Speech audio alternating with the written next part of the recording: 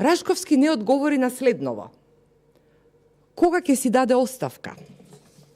Како главен преговарач со МНАФ, ќе превземе ли одговорност за инцидентот кога 2 лета од интернационални летови минатиот септември ќе направиле судар над македонското небо?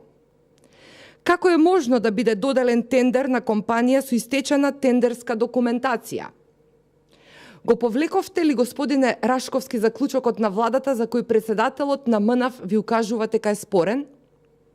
Кои закони и подзаконски акти Сугарески, неговиот шеф на кабинет, ги испратиле во собранието за изменување и што се требаше да се смени за да можете да го доделите тендерот на фирмата која ја посакувате? Зошто го криете од компаниите учеснички на тендерот наодот на Бирото за судски вештачења?